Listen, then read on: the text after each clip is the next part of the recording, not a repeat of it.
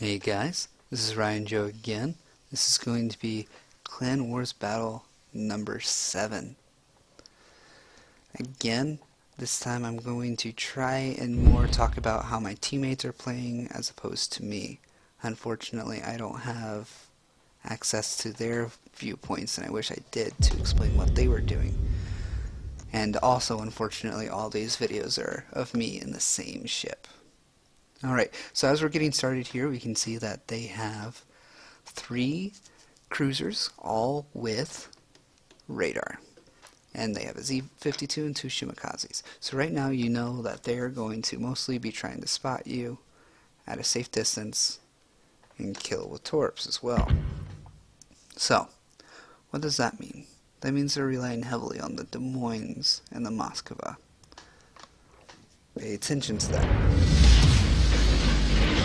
Again, same map, same general strategy, 6 to A and B, 1 to C. Now, radar ships means people are going to be detected. So you've got to remember, escape plan. I spoke on one of my videos about how you need to be able to survive anything for 45 seconds. You should be able to survive Des Moines radar, no matter what's happening to you. That's one of those things that you just need to practice. Get yourself in a bad situation, get out of it, and practice getting out of it. That's the great thing about random battles. You can go ahead and be like, okay, today I'm going to do something that I'm not usually going to do. It's not a victorious thing to do. I'm just going to charge straight forward. And then get yourself out of that spot. And it's great practice. It's also pretty cheap if you do it at the lower tiers. But I honestly also suggest you do it with ships that you want to play competitively with, because ships all play a little bit different. And once you get to that upper echelon of grinding things out, you'll recognize that those little differences between ships matter a lot. Like the cab. The cab has 2 rear turrets. The only other DD that has 2 rear turrets is the Shimikaze. So a lot of don't really understand that you reversing is a lot more dangerous than other destroyers reversing. Or not reversing, but skirting. Enemy force sighted on the horizon. Those few differences that make a huge improvement on your skill. So I'm detected by a destroyer, of course, because I don't know any of the cruisers that are shooting at me, and if they were detecting me, I would see them shooting at me. So I'm assuming that there is a destroyer, probably about 7 kilometers. I'm waiting for them to get in the cap. Once they get in the cap, I'm going to start torpedoing the cap. Why? Because I know that's within 6 kilometers. Now, they're not pushing the cap yet because they don't want to get detected, which I understand. But notice here now, too, look how much damage I'm doing to that Des Moines. I've done 10k damage to what his is seemingly 1k damage. Those are one of those things where if someone's going to cause you pain, you cause them pain too. You make that Des Moines shit himself going, holy shit, maybe I can't take on a cab. But that doesn't mean you go looking for it. I want those destroyers. I'm hunting destroyers. I am a cab. I want destroyers. Can I deal with cruisers? Yes. Will I? Only if I have to. Let my teammates deal with them. They're better suited at it. Now, I'm right now yelling at my 2 Shimikazes to kill the cruiser that's up their butts because they have torpedoes. And thankfully they do. I think one of them dies though, but those are one of those things where it's win your small battles. Do it. Do it or else I will come with all vengeance in my heart at you. Now you can see most of the damage I'm doing to the Des Moines. Pretty light damage. He healed most of the damage I did to him earlier already. I launched those torps just in case he turned back. I didn't want to launch both because I want one more group just in case he's still pushing me on this side. He is. I launched torps and switched to AP. Now, one of the other things I like to say is shoot your torps in between loads. Why? Because people don't expect torps while you're still shooting. You don't want to change your rhythm to shoot torps, because that alerts them. Oh hey, he just shot torps because he stopped shooting. Those are one of those nifty little tricks that really do help. They work. So again, I'm not really paired up and matched with what I want to be. This is a mismatch. I'm fighting a Des Moines at 8 kilometers by myself. I'm winning, but at what cost? I'm not killing the destroyers. What is my one role in this job, in this game? Killing destroyers. Now what just happened? A destroyer came and smoked for that Des Moines. Guess what that means? Des Moines are detectable 8.6 kilometers in smoke. So I'm going to get at 8.6 kilometers, that way every time he shoots, he's detected. Now unfortunately he did get a fire on me there, knocked out a turret and my engine, but that's okay. I know that there's a DD by me, and he's helping that Des Moines, and he's staying undetected. The fact that he's staying undetected makes me think that it is a Shima, and guess what? It is. And he came out to play. He should not have come out to play. I'm going to use all my guns and do as much damage as I can while he's visible.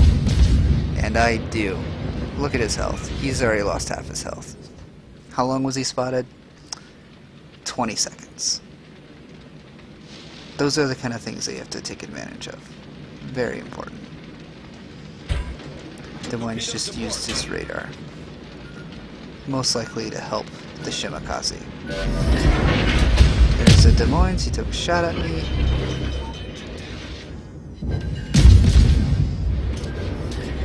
Again, I'm trying to play right on that edge.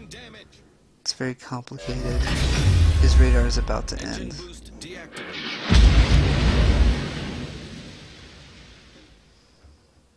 Now, thankfully with the cab, the enemy getting knocked out is a lot less detrimental. Why? Because even with my engines knocked out, I'm doing 35 knots, which means I'm still able to maneuver, because speed actually influences your maneuverability.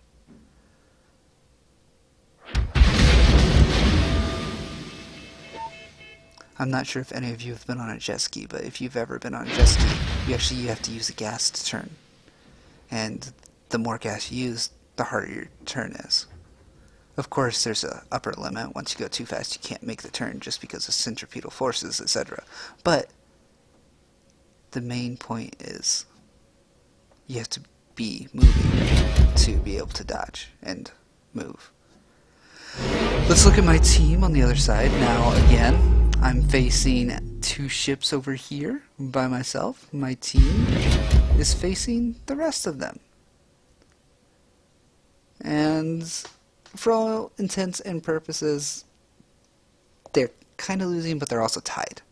They're tied because they've lost the same amount even though they outnumber them, but they let them cap all the points. Again, what do I like to say in these situations with the caps is cap pressure. If you're capping, they have to now push the caps or lose. I see the Shimakaze again. Every time I see him, I'm going to make him pay. I would normally cut towards him. Unfortunately, that Des Moines, I think, is supporting that Shima. And I think if I go that way, I'll run into his torps and run into the Des Moines, and I won't be able to dodge both simultaneously. I want to bring up one of those points again that I said earlier about using your heals when you know that they're full heal capability. Right now, I should have already used my heal. That way my last one was available again when I needed it. I'm messing up on that. Don't be like me. Use your heals. That way you have an opportunity to use everything at your disposal. Hey, wake up! Use all of your consumables, boys and girls. Use all of them. All of them! It's the best way you'll succeed. That and making your shots count, for sure. So that Shimakaze's gonna beach. I don't want him to live. I'm gonna keep pecking at him. Make sure he dies. But I also, again, don't want to turn back into that Des Moines. But at this point, I'm like, you know what? Fuck it. I bet you that Des Moines is right there in that fucking smoke. And he is. So what am I gonna do? I'm not detected. Des Moines isn't detected. That means he's going to let me get super close. He's going to let me get too close. Guess what a Des Moines can't do when you're too close? Win. Why can't he win? Because he can't dodge torps. So right now, he just shot at me, did a good hit. If he actually used AP here, he would have killed me. If you are a cruiser and you see a cab going nose in on you, use your AP. You will pin him perfectly, actually. But he's using HE, lucky me. Right now, I just passed his turret speed, so he now no longer can keep his turrets up to me, and he's dead. Unfortunately, I used my heal too early to get those torps off. I'm also dead. I also want to highlight here one of the other things that I did. That is using one spread of torps at the front of the ship and using the other at the side, because he has to choose which torps to dodge. It's kind of like cross-torping in a CV. Same concept. He can't dodge both sides of them. This game, I actually also want to kind of try and highlight what Robert did wrong. And it's not so much doing really wrong as it is he could have done something different that would have been much more beneficial to the team. And that is, he stayed at full health. What's wrong with staying at full health? I'll tell you what's wrong with staying at full health and staying in the back. You didn't help your teammates survive. Every ship has a tanking ability. Guess what Robert now has to do? He has to face a 3 versus 1 when he could have had 20,000 less HP and given 10,000 HP to 2 different ships. Then there would be 3 people instead of just the 1, and it's likely, since he's in Hindenburg, that he would have taken less damage than they would have, so they'd have even more health. It's just one of those things where you have to recognize, hey, you gotta do this. Also, point to Robert here is your Hindenburg. It has torpedoes. Use them. He does, but after you use them, close your fucking angle. Close it. And close it fast. Why? You don't want to get citadeled. And that Curfirst has 30-second reload between his shots. Now Robert hit, I think, 4 torpedoes here. Yep.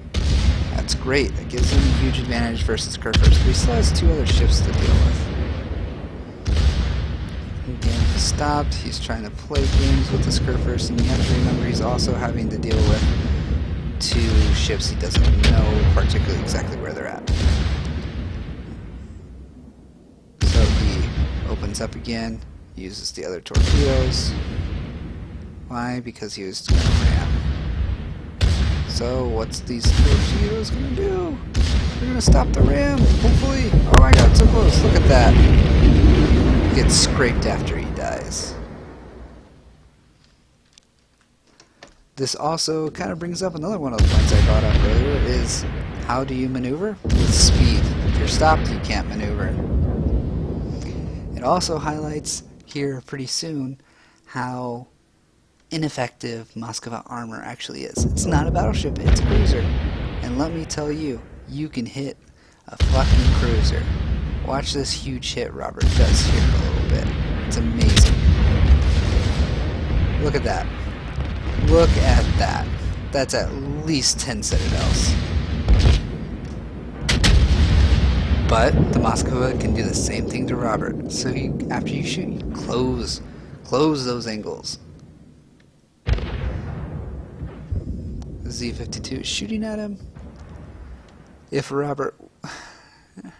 our team didn't lose A and B earlier, this would have likely been a win. Unfortunately, we did lose A and B, and that's all there is to it. And this game will come to a slow end. But again, what happened? 2 points here. 1, our cruiser didn't tank early on when he could have. He could have helped save a few people. What else? Our team allowed them to cap and allowed them to have the upper hand. Once they have the upper hand, you have to put forth much more effort to be successful. in winning the match. You have to push harder. You have to actively do pushing. You can no longer defend. It puts you out. It means you have to come out from your hiding places and do work. So the main emphasis is no, you do not have to cap, but you do have to stop them from capping.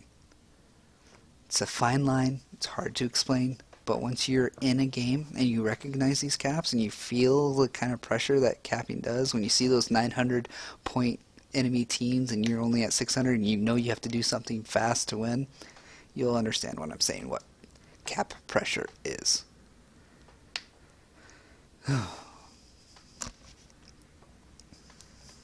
Thankfully, Robert has an amazing shot, and I love the man.